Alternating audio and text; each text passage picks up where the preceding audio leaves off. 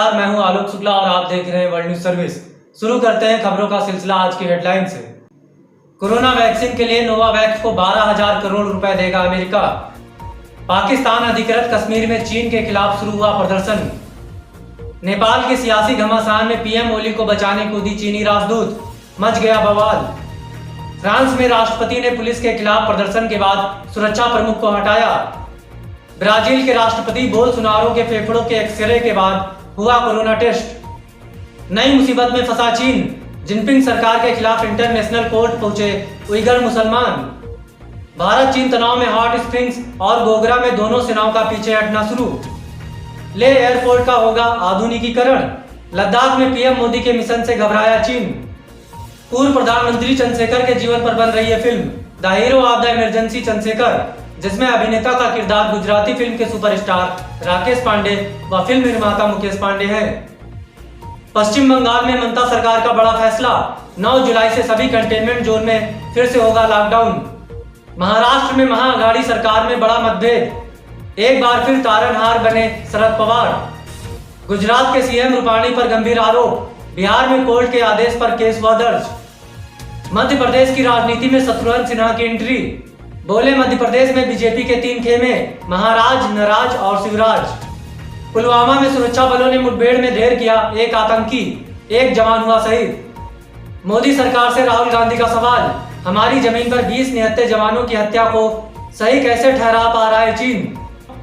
हुड्डा की चुनाव लड़ने की चुनौती पर सीएम ने ली चुटकी, बोले बेटे की हार से शायद भ्रम नहीं टूटा। सीएम योगी बोले बिना मास्क बाहर निकलने पर जुर्माना राशि में बढ़ोतरी पर विचार करे अधिकारी।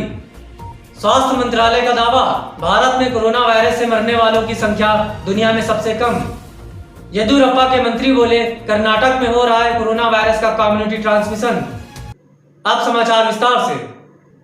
पीएम मोदी के नेतृत्व में पूरे विश्व में हुआ भारत का ऊंचा नाम।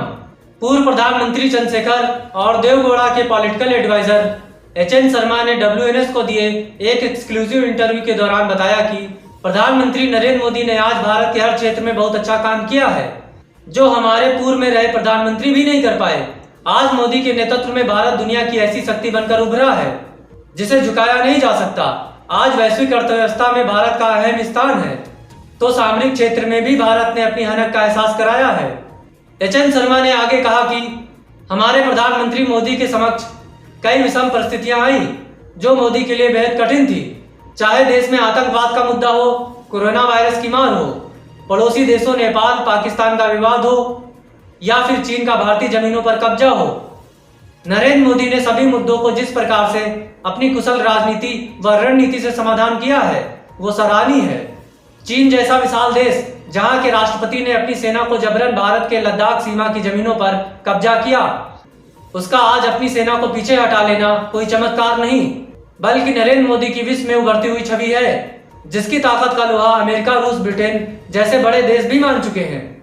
WNS इंटरव्यू में आगे बातचीत के दौरान एचएन शर्मा ने यह भी बताया कि प्रधानमंत्री नरेंद्र मोदी को प्रख्यात पत्रिका फोर्ब्स में दुनिया के 10 ताकतवर लोगों में शामिल किया गया है, जिसमें उनका नाम 9वें स्थान पर है, जबकि इस सूची में रूस के राष्ट्रपति व्लादिमीर पुतिन और अमेरिका के राष्ट्रपति डोनाल्ड ट्रंप का स्थान मोदी के नाम के बाद आता है, जो भारत के लिए आज अपने आप में एक गर्व करने वाली बात है।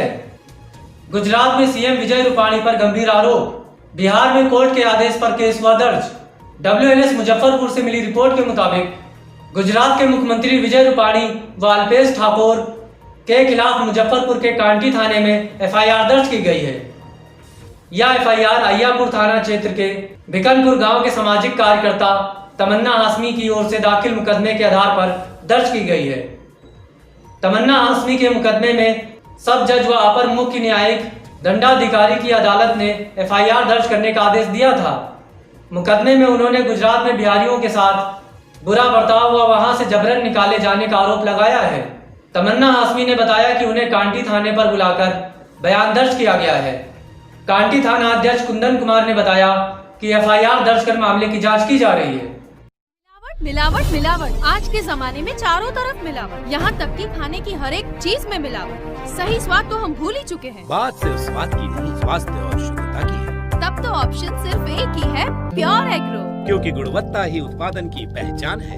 100% सर्टिफाइड ऑर्गेनिक खाद्य पदार्थ एवं मसाले। महाराष्ट्र में महाआघाड़ी सरकार में बड़ा मतभेद। एक बार फिर तारनहार बने Sharad Pawar. WNS Varanasi information centre से ब्यूरो चीफ DS मिश्रा से मिली रिपोर्ट के मुताबिक महाराष्ट्र में 3 दलों शिवसेना, कांग्रेस, NCP की महाविकास आघाड़ी सरकार के बीच मतभेद बढ़ गया है।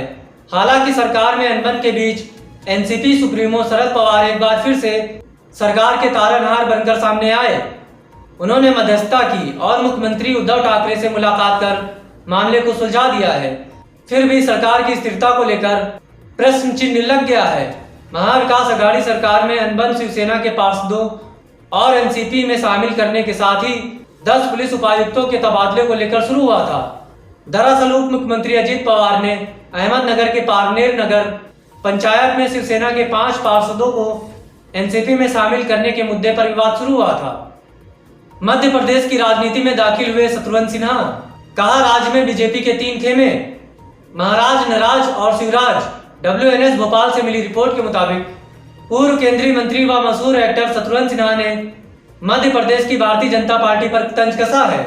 मंगलवार को सिन्हा ने ट्विटर पर लिखा कि मध्य प्रदेश में बीजेपी 3 खेमों में बंट गई है। पहला महाराज, दूसरा नाराज और तीसरा शिवराज। दरअसल कमलनाथ सरकार गिरने के बाद से ही शिवराज सरकार पूरे देश में चर्चा का विषय बनी हुई है।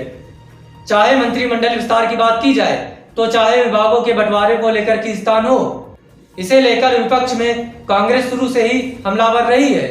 इसी कड़ी में कांग्रेस नेता व पूर्व केंद्रीय मंत्री शत्रुघ्न सिन्हा ने ट्वीट कर तंज कसा है। पश्चिम बंगाल में ममता सरकार का बड़ा फैसला। 9 जुलाई से सभी कंटेनमेंट जोन में लगेगा फिर से लॉकडाउन। WNS कोलकाता से मिली रिपोर्ट के मुताबिक पश्चिम बंगाल में लगातार बढ़ रहे कोरोना मामले को देखते हुए सूबे की ममता सरकार ने सभी कंटेनमेंट जोन में फिर से लॉकडाउन शुरू करने का फैसला किया है। ममता सरकार ने 9 जुलाई से शाम 5 बजे से राज्य के सभी कंटेनमेंट जोन में लॉकडाउन लागू करने का आदेश दिया है। बता दें, देश में कोरोना के मामले लगातार तेजी से बढ़ते जा रहे हैं। हाल ही में कोरोना के मामले में भारत रूस को पीछे छोड़ तीसरे नंबर पर पहुंच गया है। इसी के साथ आज की खबरों में बस यहीं तक। कल फिर मुलाकात होगी कुछ नई खबरों के साथ। तब तक के लिए नमस्कार।